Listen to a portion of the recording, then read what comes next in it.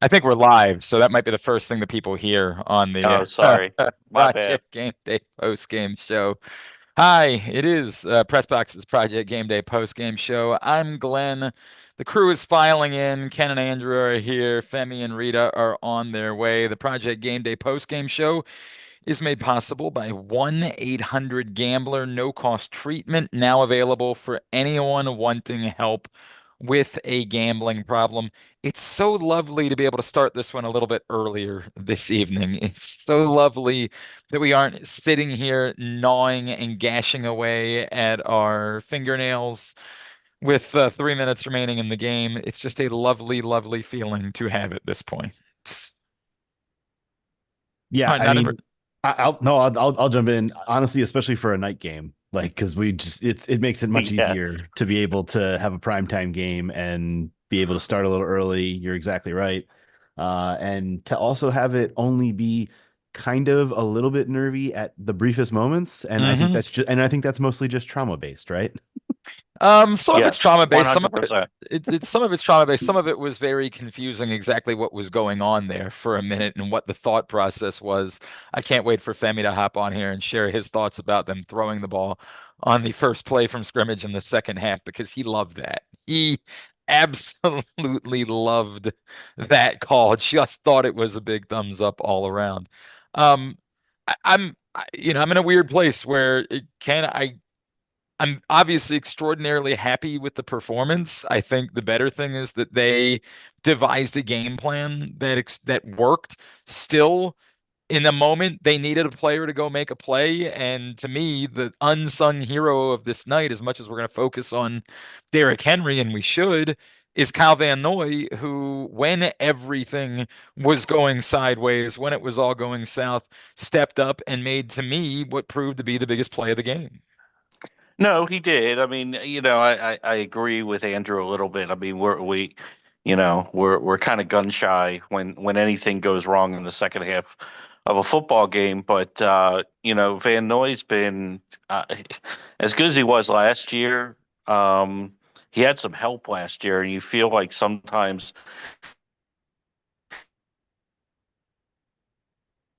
I think we lost. I think Ken just froze up. I know exactly what he was saying. Or maybe I froze up. No, no, No, it's him. It's it's him Ken. because I'm still here too. It's Ken. What's up, buddy? Um, no, but I know what he's saying, which is a year ago, obviously with Javion Clowney up front.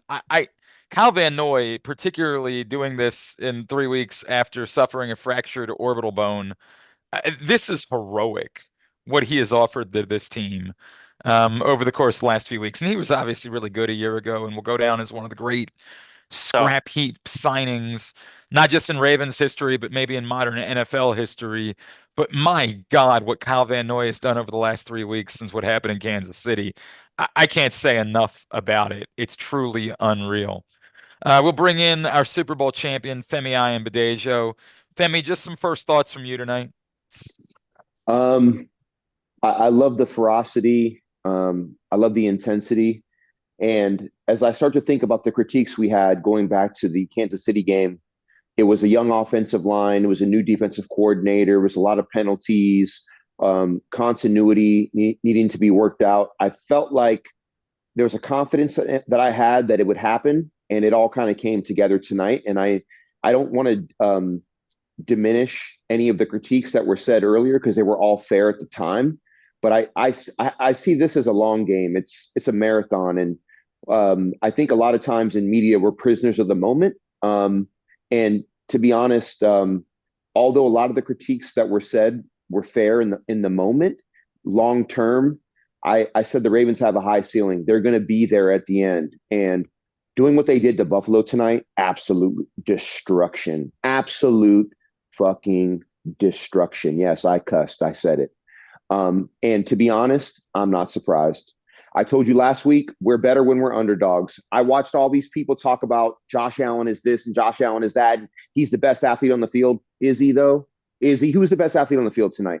Maybe Derrick Henry, but Yeah. Lamar did his thing very quietly within the structure of the system. And let me just say this last thing. When the Ravens are on point run blocking, it's poetry in motion.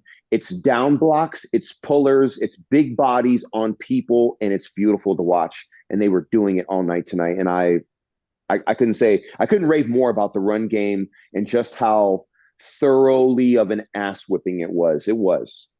Before I go to Rita, experience the thrill of live betting with the Green Turtle Bet Park Sportsbooks in Towson and Canton. Green Turtle Sportsbooks, the ultimate destination for game day excitement and in-person betting. Join us at the Green Turtle this Tuesday night in Towson for the Arthur Millette Show. Looking forward to being back there. I'm going to get there a little early, watch the baseball game there Tuesday afternoon, and then we'll have the Arthur Millette Show Tuesday night. Find out more, pressboxonline.com/Millette. Rita, besides being excited about Femi already cussing early on in the show, what were your big takeaways from tonight? This is what I expected from the Ravens. I think that the Ravens, ironically, played their best football when they play against teams that other people feared or are intimidated by. We saw this last year. Oh, the Lions. Oh, the Seahawks. Oh, the Dolphins. I mean, we heard about these, and every single time the Ravens, the Niners. Remember, Rita, the Niners. Thank you. Oh, the Niners. Remember Lamar's MVP season when New England came in and they were 8-0, and the New England. This is what they do. I mean, it was a Sunday night game as well. This is what they do. They always rise to the occasion, and it's funny because I retweeted a tweet that I posted, I guess after the Monday night game, the Bills game, because they were demolishing the Jags, and I was like, because people was getting a little antsy, and then we got to play the Bills, because it was after the Cowboys game, and I can understand, right? I can understand your emotions are still high. My emotions was high, right? But even in that moment, I kind of frowned on like this is that the Ravens that we know since the Lamar Jackson era doesn't function the way that y'all think. Like, that is the game. The Bills game is going to be the one where they come out to play. That's going to be, they're at home. It's a Sunday night game. The Bills are coming in here undefeated. That is the game that's going to rise, that they're going to rise to the occasion, right? And I tweeted, I said, I see that y'all nervous, and I understand, because of what had happened the day before against Dallas. But look, this league is week to week. And what we saw today is another example of that, right? And also, the Bills and who they've been playing don't run the same type of defenses that the Ravens run.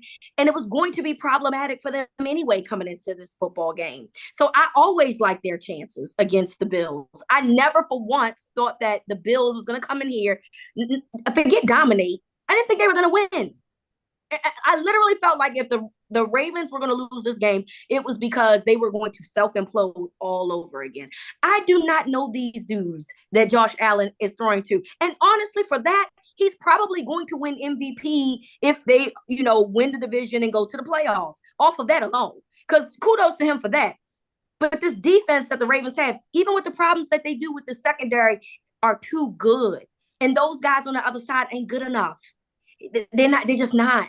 And then now that when you try to, when you take away some of that ultra conservatism that I was talking about, this is what you get. And to me, I expected that, particularly after the outing that they had last week. So I'm really happy that they rose to the occasion like I thought that they would. But then also that defense just looked like they refuse to be a part of another story about how they let somebody get back into a football game. And I'm very proud of what I saw from them this evening. You obviously, I talked about the Kyle Van Noy play, which to me was the turning point in the second half, right? Yeah, for sure. Everything's gone the wrong way. But in the first half, when it was 14-3, the Bills faced with 3rd and 1, the play that David Ajabo made that forced the pass out wider to Dawson Knox that allowed them to tackle him at the line of scrimmage. Perfect. To me was, I mean, chef's kiss. Perfect. And because if he catches that, he's in stride. He gets the first down, probably a couple of more. No, he barely get high, takes that away from that. What they're getting from Ajabo and Owe, neither of whom individually maybe looks like a star to this point, but both of them are performing and contributing at a level that I think is beyond just palatable. I think it's something higher than that. And if they can continue to get that along with what they're getting from Kyle Van Noy, one of the areas that I think was a serious concern for all of us coming into the season is completely washed away. Like they are getting a level from Owe and Ajabo that I am very comfortable with for this football team moving forward. Let me cover a couple of things, Ken, because we lost you as you were talking about it. What to you was the difference? Why did you think this team didn't allow the second half to be a story similar to what we have seen in other second halves this season?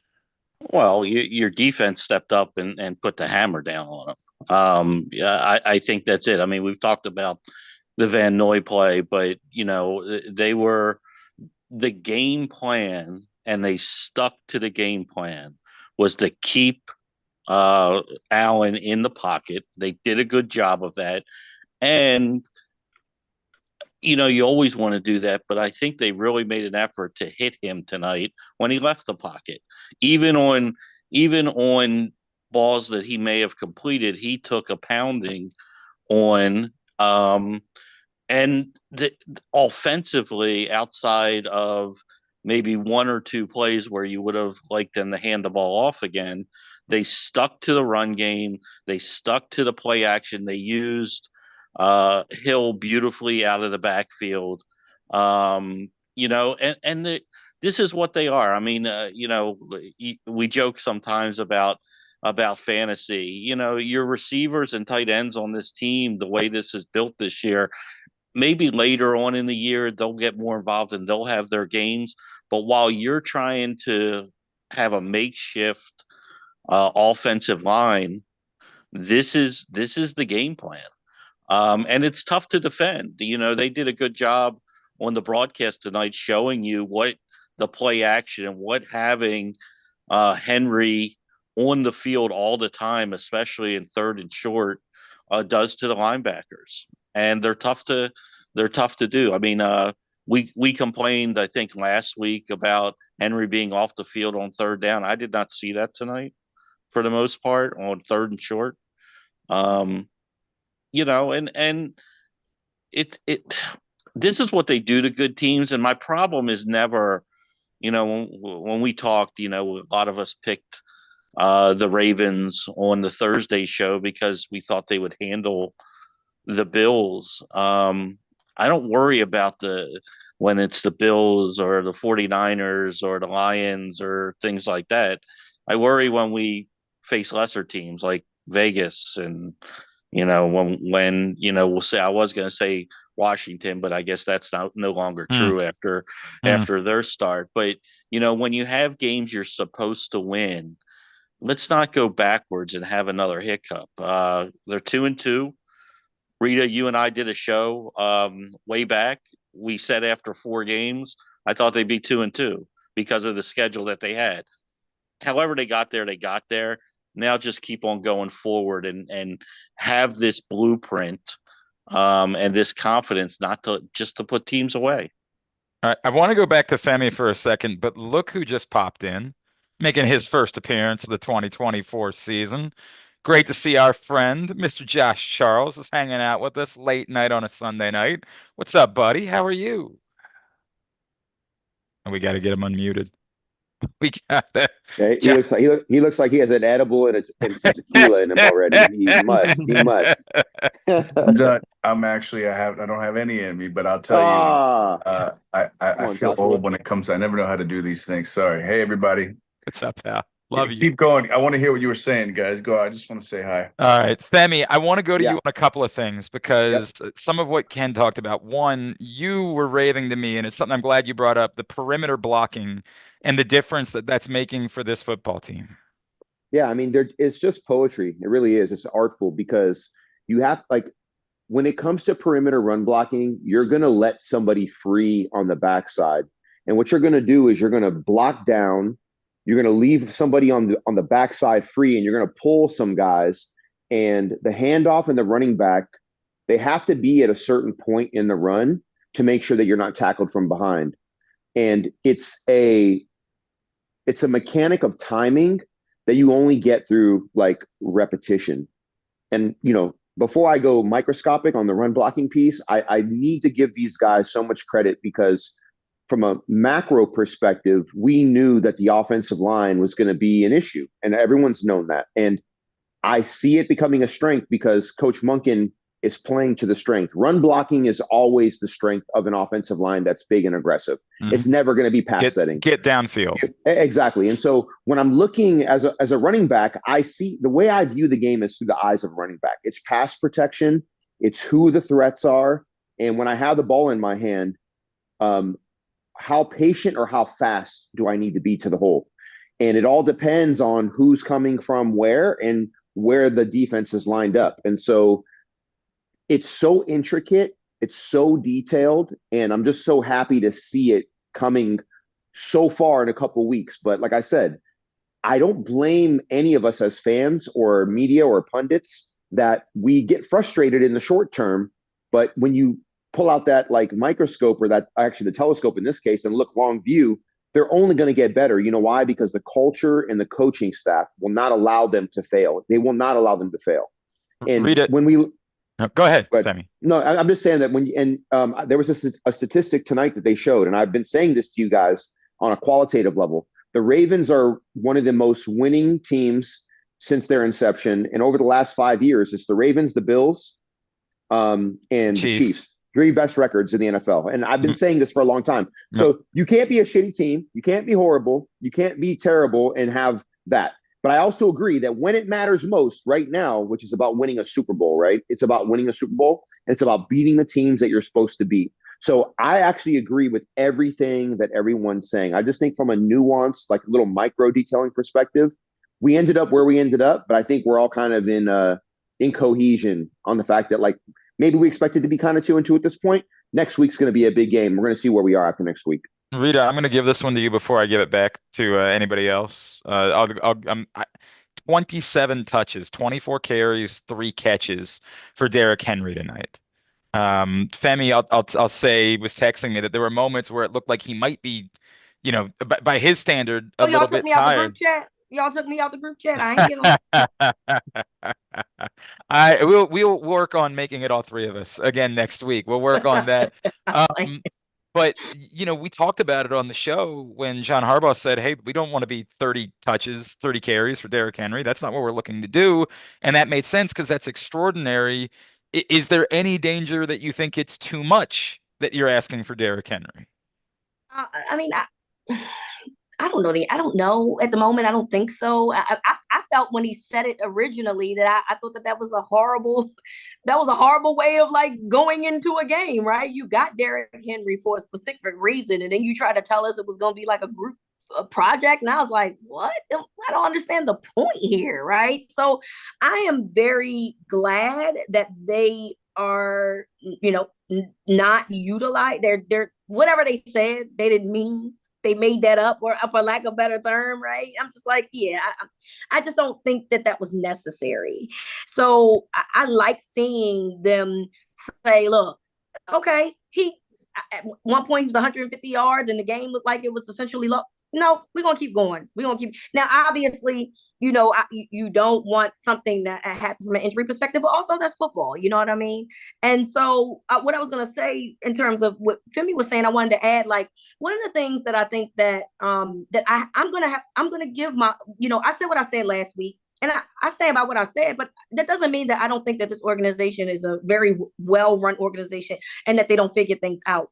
And what I liked about today is like I felt like Todd Monken really went back to things that we saw early on in earlier weeks that worked, but it didn't feel like he like went to it consistently. So today it felt like he was using more misdirections and all those things, and I was like, yeah, there was a lot of window dressing tonight. But when he was using it, I think week 1 it was working, and so I really couldn't understand like why not go with what works. But one thing that I think last week helped with in terms of like potentially losing such a big lead and knowing that you kind of like squeaked out with getting real heat on your back over stuff like that is maybe going back to the basics and looking at things that did work early on and saying, well, why didn't we stick with that? I don't know. I mean, I don't know the answer to that, right? Like, let's go back to what worked. And it felt like that was what they did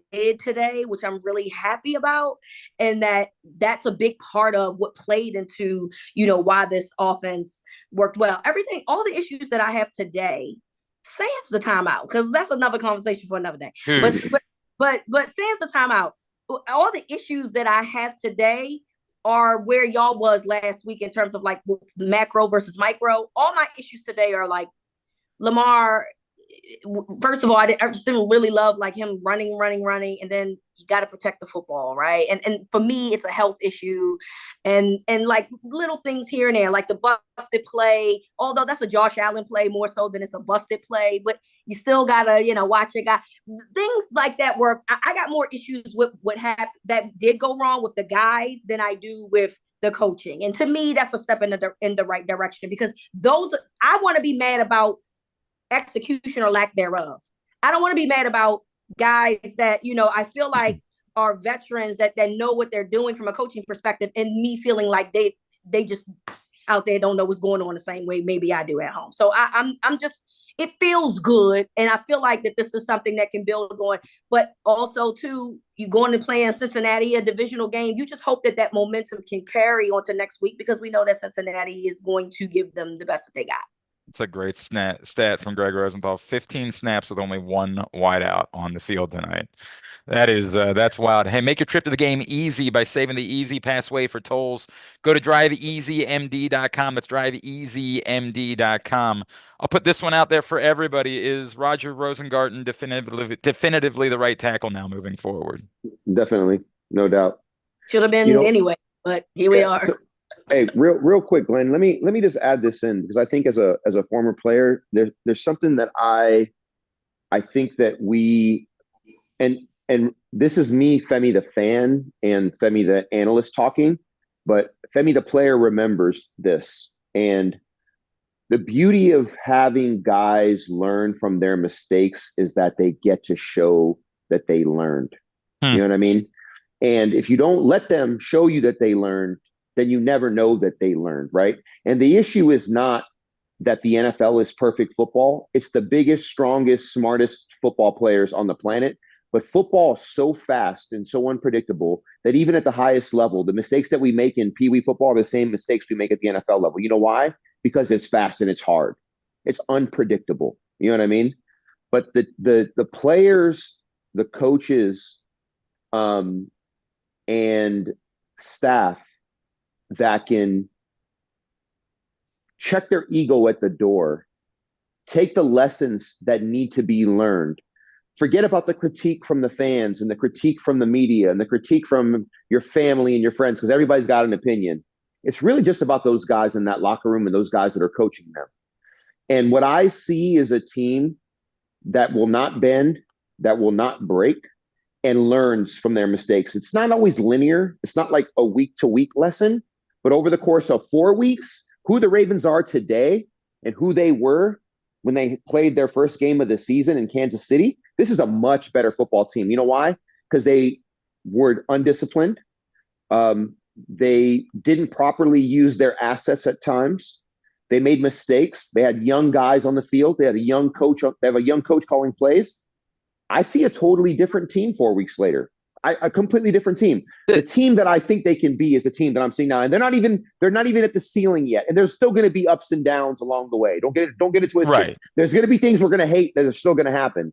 But I'm really loving the evolution of this team. I just want to make that point clear. And I appreciate that. I feel like we should still point out there were still 8 penalties for 79 yards tonight.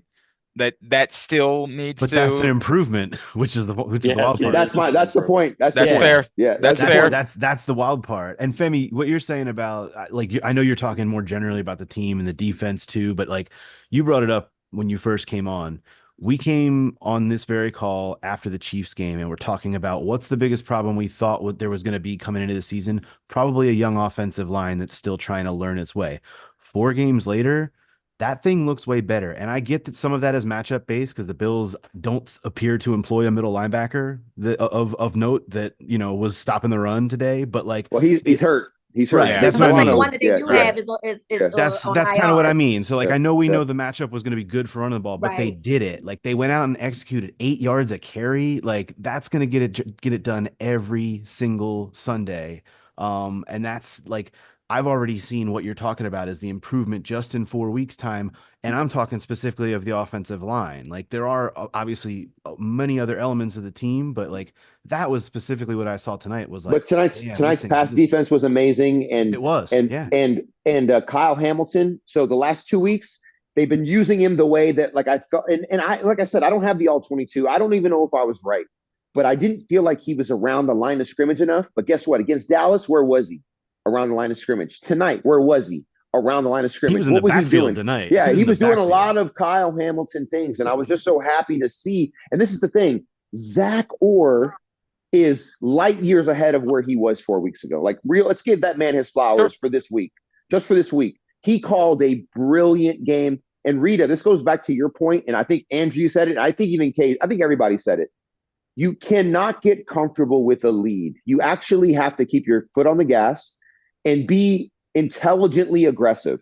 And the only problem, I had one problem tonight, and Glenn knows what it was. And Reeta, I will make sure that I send you the same text that I sent Glenn. It wasn't intentional, Reeta. But my only problem is we came out, and it's going to be the only thing I complain about. We came out first play of the second half. What did we do? Threw the ball. Why? Why would we do that? And Glenn's like, well, maybe they expect the run. They knew we were running the ball all night. Could they stop it? No. Dallas didn't run the ball all night. Because Glenn's argument was about this big. When he widened it out a little bit, he wouldn't have even sent me that dumbass question. But my point is, and I love you, brother, by the way, you know that. My point is, though, is that I just know that Coach Monken has learned about there being carelessly aggressive. There's degrees, right? There's levels to this. Like, there's aggression has multiple levels, right? Being passive has multiple levels.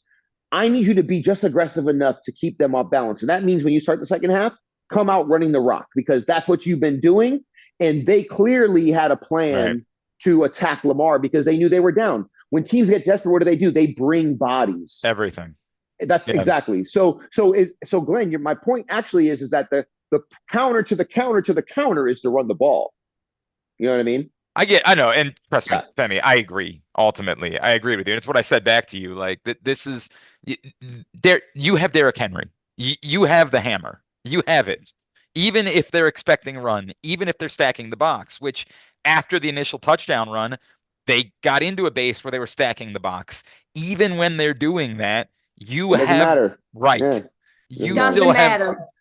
Doesn't matter. That's what this was supposed to be. The idea of a Lamar Jackson, Derrick Henry backfield was exactly what we saw tonight. Ironic, I just looked up at the screen and they're going to put Patrick Ricard on the Peacock postgame show.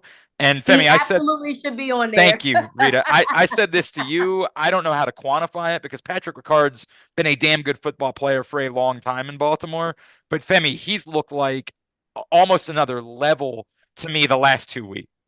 Yeah, no, he's been getting a hat on a hat, and blocking is intentional. You know what I mean? Like, there's no time to forget what your job is when you're run blocking. And what I mean by that is that, like, you have to be a heat-seeking missile that's under control.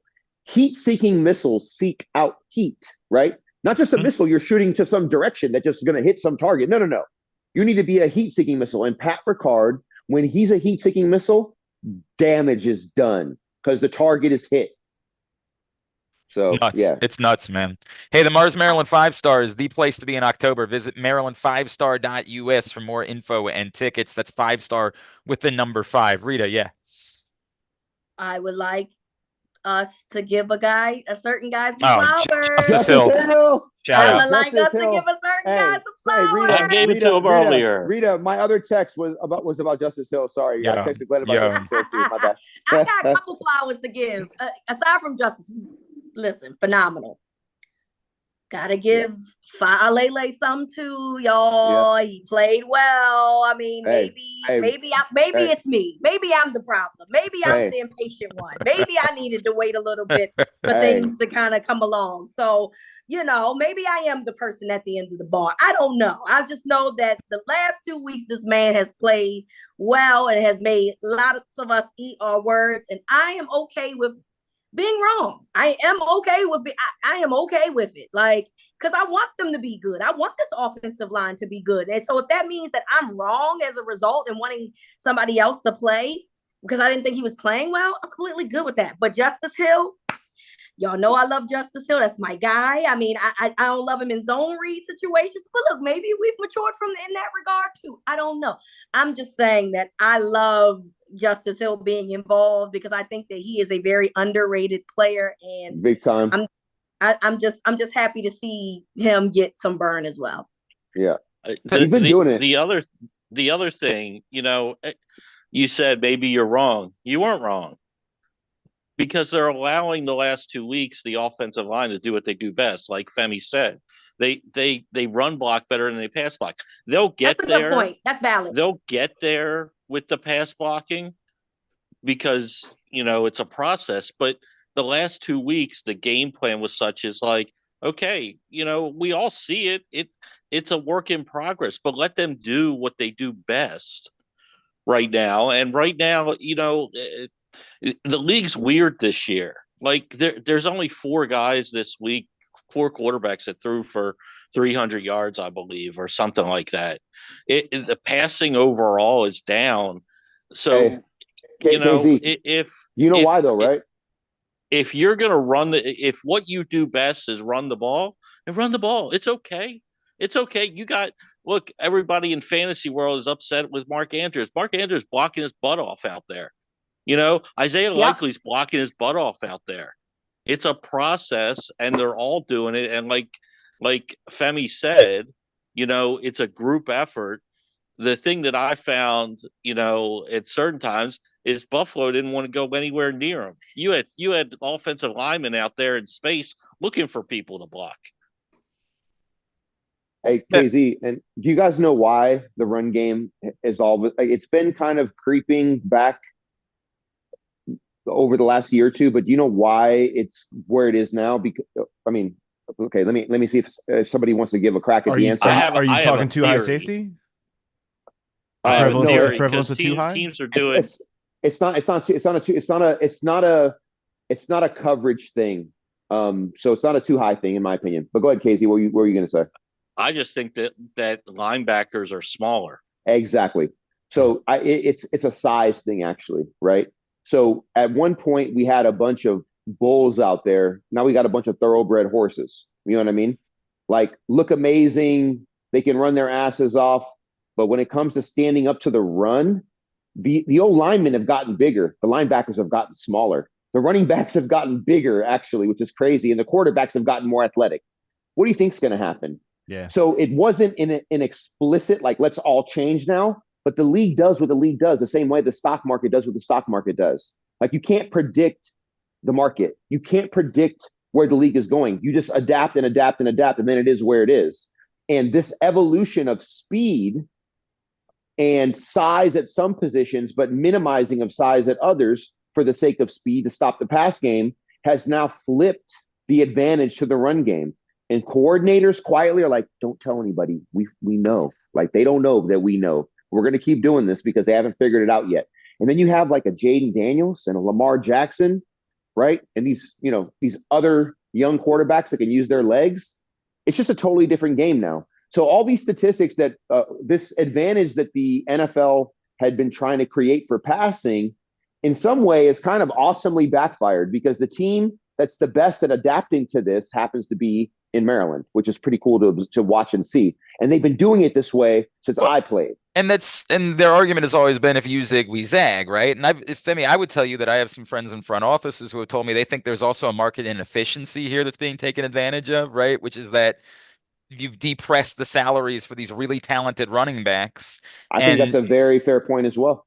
And that's a really good point. Inflated the salaries of wide receivers that probably aren't quite as good as what it is they're being paid. And so now you have this flip inefficiency for the teams that have underpaid. Really game change. Derrick Henry is winning you football games right now and cost you $8 million. $8 million, right? Yeah. And Jerry Jones didn't even blink to think about getting them, which is hilarious to me because they have a running back problem. So So Glenn, what you're saying about the market inefficiency and what I'm saying about the change in the athletes' bill, like they're tied, they're completely interlinked. You know what I mean? So I love that you took it there because, you know, we as fans, fans, pundits, whatever we are, right? Whatever role we're in, we love watching this game, but sometimes we're just observing and we're not necessarily in the moment thinking about all the things that got us to the game that we're at. Like it's awesome that we have this pod, right? Where we can kind of talk about the game itself, but also there's things that we stumble on that are kind of right in front of our face, but are literally happening. And it's sort of unpredictable to some degree, but it shouldn't be surprising that it ends up where it ends up. I hope that's not too much platituding right there. But I really like that. Femi, it's weird. I just looked down at my sheet and it says the next thing that I need to say is that Project Game Day is also brought to you by BetYard AI. And I was wondering if maybe you wanted to like say something about BetYard AI right here. Yeah, so BetYard AI is a project that my professor and I from Hopkins founded. We do NFL predictions. We do money line, spread, and point total.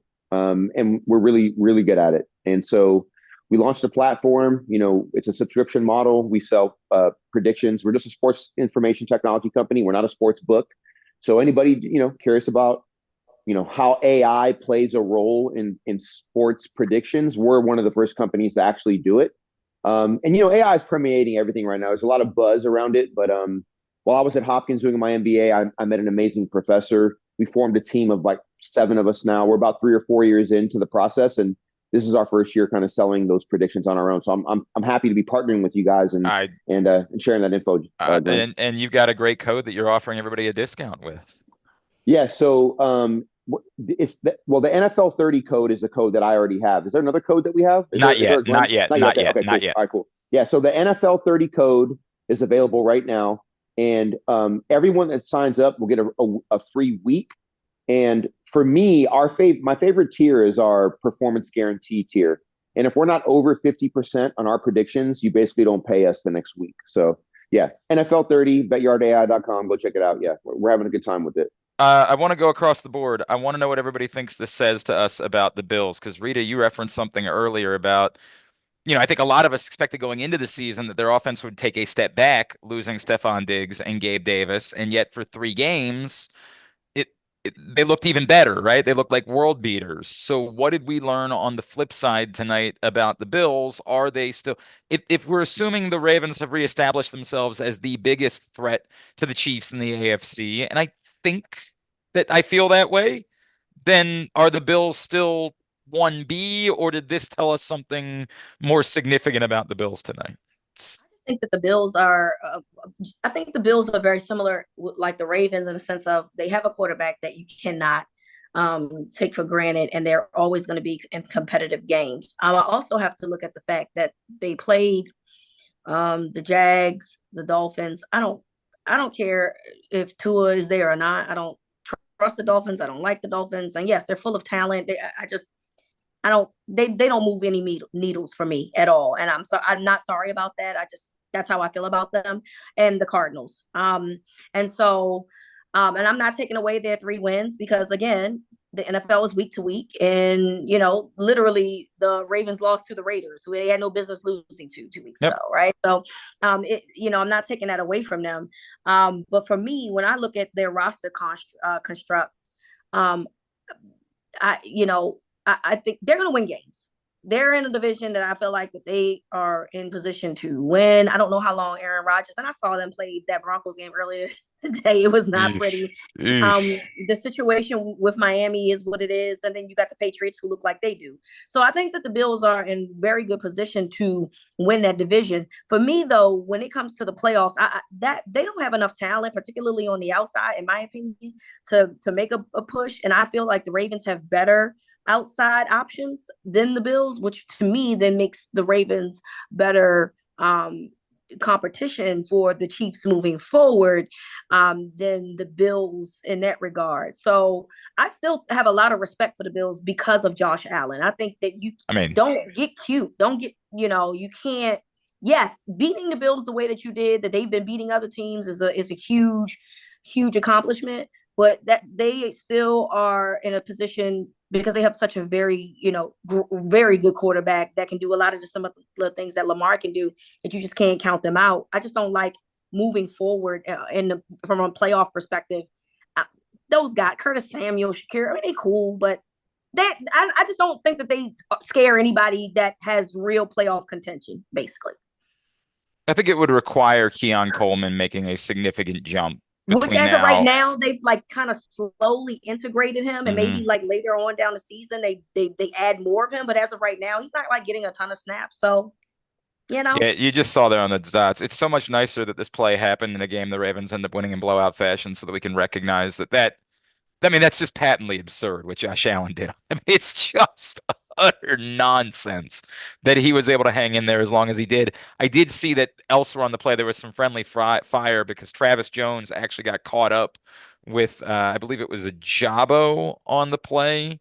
And let's see if I don't know if we can go back to the start of the dots, but behind that, and that's sort of what allowed all the time. Travis Jones and I guess it was Owe. Yeah, end up running into each other there. And that allows for additional time for Josh Allen to get out to the side and end up making just an absurd. My God, what a play! Hey, Glenn, can I make a request for the show? Yeah. Can we end the show going forward with everybody giving like their top 5 teams, like their top 5 power rankings? Oh, I love that, Femi. All right, let me think about that for a second. I love this. All right, everybody's gonna do it. Sorry. Okay, go you first. Sorry. Green Turtle Sportsbook brings us Project Game Day. Experience the thrill of live betting with the Green Turtle Bet Park Sportsbooks in Towson and Canton. Green Turtle Sportsbooks, the ultimate destination for game day excitement and in-person betting. And don't forget, Tuesday night, we're there for the Arthur Millette show. Reeta is leaving the baseball game early so she can be back for the Arthur Millette show at the Green Turtle, which is a commitment level unlike I'm on double duty. I gotta cheer my O's on. I gotta cheer my O's. I love it. So I will be there. I love it. It's gonna be a heck of a day on Tuesday. I'm trying to see like everybody's happy tonight. Nobody's flaming. Nobody's losing their mind. It's not even in the comments are people doing that, which is very unlike Ravens fans. I think I'm gonna be honest, y'all. I think people are very satisfied because the problem here, not here, but the problem is that Bills Mafia online is a nasty group of people. I don't think that these people are nasty in person. I know Bills fans. I've been in contact with Bills fans. They're a great fan base. Reeta, you're not going to believe this. I went outside today. I went to our friend Brian's. I went to the Be More Around Town tailgate before the game. Okay. There were a lot of Bills fans there. They were great. They were great. Everybody was having a good time. Same thing with Kansas City, right? Like how I was telling y'all about my experience in Kansas City. I think that it's the same thing. But unfortunately, the people online don't reflect a lot of times like what the people that you come across.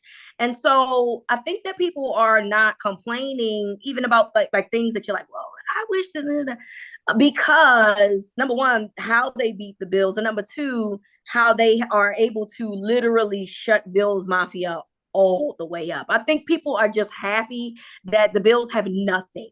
Because every week they compare Josh Allen to Lamar Jackson. Every single week they do this thing, right? Yeah, it's a weird bit, man. It is it's very weird. They are very obsessed. It is very sad. It is very sad, right? You can tell this is a fan base that is starving for some type of recognition, whether it is MVP, whether it is Super Bowl, they need something, right? And as of right now, their validation is to compare Josh Allen to Lamar Jackson, which there obviously is no comparison for all the reasons we know. But I think the reason why you get nobody really like arguing is because you not only beat the Bills, I mean, you whoop their ass. That was a skull dragging that we saw tonight. And I think people will take that over, anything. And, we'll deal with all the other stuff later. Timeout and stuff, we'll deal with that later. Felt good. Yep. No need. All right, Femi, I'm going to let you start. You tell me. So by the way, this is no one. You just give your 5. No explaining it. All Like right. no giving. All right. Like that takes too long. You know what I mean? All right. All right. So number 5 for me is the Buffalo Bills. Okay. Number four is the Baltimore Ravens. Number 3 is the Minnesota Vikings. Number 2 is damn, I got my numbers mixed up because I didn't write this down. I did it off the top. You know what I mean? So yeah, I did write mine down. Okay, so you're done. Okay. Yeah. So okay, I should have done that. So you put me out there like that. Okay, so let me do it this way. Kansas City number 1. Let me start with Kansas City. Kansas City's number 1. Okay, Yep. Kansas City number 1. I'm going to put Minnesota at number 2. I'm going to put the Ravens at 3. Yep. The Bills at 4. Okay. And the Texans at 5. Sorry. Okay. Here we go. We have a lot of the same list. I just am slipping in the Lions instead of the Bills, sort of pending what happens tomorrow night. I think I still have to give them some respect, but that's the only difference in our list. Oh, and I take that back. I had the Vikings 2 and the Ravens 3. And isn't that what I had? Vikings 2, Ravens 3. No, I think the first time maybe you said Ravens. That's what I got. I got confused. You're right. Okay. The first time you said Ravens, second time you said Vikings. Thank you. Yeah, So we have the same list. I just slip out the Lions instead of the Bills. Hey, send me our list so I can remember it. Okay. All right. And I'll text it to you right now. Anybody have a? Yeah. Did I hear you say the 49ers? I said the Niners. I put them in there. I think where did I put the Niners in? Or did I take them out? I had you having, hang on a second. Okay, yeah. Now, okay. I had Chiefs, Vikings, Ravens, Texans, Bills. Yes, that's right. Okay, that's right. Yep. That's the list that I have. So I had Lions, Ravens, 49ers, Chiefs, Vikings, 5 through 1. Just off the top of my head. So you have is that so the order isn't the order is it's just your top 5. There's no order in that. No. That was my from 5 to 1. 5 to 1. From 5 to 1. So you have the Niners ahead of the Ravens. I have the Niners ahead of the Ravens. Wow. I watched a good deal of that, and I get that the Niners played who they played today, but I watched a good bit of that game, and I think they my list is phenomenal. My list is a hot mess compared to yours. I just remember the last time the Niners played the Ravens. I just remember that game. I can't actually the last 4 times the Niners have played the Ravens. I have a pretty good memory of all 4 of those games. Sorry. I hear you. I'm just messing around. It's all good. Nobody's mentioned the Commanders on their list. And no, but hey, I thought about them though. I actually had them in and I took them out. They're in my top 10. Top 10. I had them and I took them out. They're in the conversation. Jaden Daniels is no joke. Nasty. Dude, you know who I want to see more of too. I know the offensive line might be an issue, and we'll see him tomorrow. But Seattle looks pretty good. Yeah. So let me go to my top 5. My top 5 was number 5 Seattle, number 4 the Ravens, number 3 I have Tampa, number 2 I have Minnesota, and number 1 I have KC. I know what you're saying about Tampa, but what happened against last week is just so. I can't. And so I get it. Yeah, I get it. I think sometimes you have a brain fart, but the way that they the Ravens lost the Raiders. You know? Exactly. But they were in the game though. Right. Tampa was not in the game ever in that game. But also Denver got 2 wins, y'all. I hear you. That defense is nasty. My boyfriend's a Broncos fan, so I've gotta watch Broncos games. No, their defense is nasty. Bo Nix is not nasty. But he's gonna. Hey, but Reeta, I think he is gonna be nasty though at some point. Yeah, I mean, I think eventually, and I think he got weapons. I love Sutton, and so I think that they'll figure it out. So yes, we do need to hold him accountable for that loss. But then I watched what they did to Philly today, and I'm just like, yeah, I can't ignore this. I can't ignore Tampa. So I got them on my list, but I got Seattle as number 5 for me. Yeah, so Josh, you better have a list, Josh. Stop fucking around. I see you over there. You ain't ready to sit down. I fucking see you, bro. KZ, I want to hear KZ's list. KZ has the Niners as number 1. Watch. No, I don't even have the Niners in my 5. No, I'm just jabbing Andrew with that. I have the Ravens at 5. Oh, sorry. I have Seattle at 4. I have the Commanders at 3. Wow. What are we doing? I have KC at 2. And I have the Vikings at 1. with that though, because I think that the Vikings look like KC. It just feels like they just keep getting. Well, the KC just lost. The Rashee Rice thing. Yeah, the Rashee Rice thing. KC just lost Rice. Yeah. And they don't look explosive this year to begin with. Man, they won the Super Bowl and they haven't lost a game. Like, doesn't that have any? That's like you anywhere. It's a power ranking, right?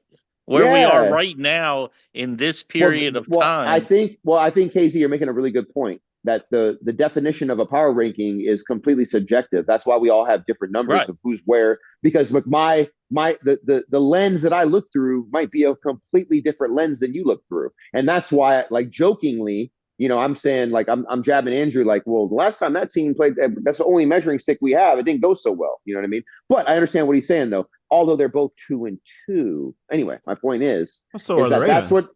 Agreed. But you ranked the team that got their ass whipped behind the team. You know what I'm saying? Like, I don't understand. Anyway, last season. But that's the last time they played, though. The last time they played. Anyway, my point is that because Andrew and I are looking at the same thing, it doesn't mean that we're judging it the same way, which was what makes power ranking so awesome. Sorry. I love the fact that Femi, I'm the guy that normally tries to start devil's advocate fights when everybody's agreeing too much and when the show's going too easy. I love that Femi's taking that mantle tonight. Well, I love that he's the one. Glenn, you brought up the Texans. That's a team that I think might have a little fall back to earth stink on them. Like, they're Be careful with Houston. You had them in your top 5. I did. I had them in my top 5. We had the same top 5. Did you too? Oh, you had them in your top 5. I don't know. Yeah, I'm a little skeptical right now of them. And I looked ahead. I peeked ahead. There's an interesting Texans-Bills matchup on the schedule next week, which that's intriguing. Ooh, that's a measuring stick type of thing that I'm looking at. That's next week. That's next week. Yeah, next week. That's gonna be. That is a good game. One. Yeah. Unfortunately, that's a 1:00 game. Damn, why is that? We get Steelers Cowboys in primetime and don't get. And don't nobody want to see that. I mean, well, they do from a numbers perspective too. Right. Annoyingly, large fan bases than 2 mediocre ass teams, and we got to deal with that. But it is what it is. So I guess. Why does no one have the Joe Flacco led Colts? Oh, right. Yeah. Now that it's Joe, that's a great point, Griffin. Well, give it another week. I'll tell you one team I would add just because they really impressed me with the fight today is Green Bay. I mean, with Jordan coming back, I don't know. I think that team's got something to them. Did outscore. They do, but Josh, I picked them to win the NFC North. I'm not saying they're top 5, but I don't really. That's why I was saying they would be close. They would be on the bubble for me. Yeah, no, I like Green Bay. Green Bay's tough, man. I don't have anybody else different than kind of what you guys have already said. Obviously, I would go Chiefs. I go Vikings. I go Ravens. I would probably put Minnesota. I say Vikings. Yeah, Vikings. Chiefs, Vikings, Ravens. Yeah, Chiefs, Vikings, Ravens. What was the other one, guys? My brain. Bills? The Bill. Yeah, I put the Bills, and then I Houston? put the Houston. Detroit. Oh no, I would swap Houston with Detroit. I put Detroit. Okay. I love it, man. This is we could do more of these shows. We're gonna do a better job. I'm gonna write my shit down next week. Yeah, right. I promise. Yeah. I'm gonna have an idea. The problem is when we do these 1:00 games, there's still so many games that we have to watch the rest of the day that it's hard to do. But the beauty of the power ranking is that it can change how it's true. Like Andrew, we can just change it when we want to. And it's guttural, It's guttural. You have to go off the instinct. And I'm gonna do is I'm gonna write my 5 down and then predict which one Femi will have a problem with. That's what I'm love that. I actually love that. I would love for this to be a recurring bit of Femi just rips the absolute intestines out of Andrew Stecca over one team in his top 5. I ain't gonna have intestines left. No, it's the order. Come on now. We gotta be, all right. Anyway, I love it. I'm gonna stop. Hey, make your trip to the game easy by saving the Easy Pass way for tolls. Go to driveeasymd.com. That's driveeasymd.com. All right, yeah, and Patrick Ricard, what a night, man! What a night, no doubt about it. And he ends up falling on the fumble. Project Pat, man. Which again, it was not his ball. He went in there and stole that ball away from 2 other humans. Yeah. That ruled, man. Hey, you know what? He gets some pizza boli on me. You know Hell yeah, dude. Hell yeah. All right. Love you guys. Again, Tuesday night, Arthur Millette show. Of course, I think Reeta and I are going to be on post after the Orioles game Wednesday on 105.7 The Fan. And all week, GCR. Femi's with me tomorrow morning, the whole deal. Yep. Appreciate everybody hanging out. We will see you another huge game next week. Ravens Bengals. We will see you following that. PressBox's Project Game Day has been made possible by 1-800-GAMBLER. No cost treatment now available for anyone wanting help with a gambling problem. Josh, thanks for coming and hanging with us tonight, man. Love you. Love everybody. Appreciate you. We'll see you next week for Project Game Day.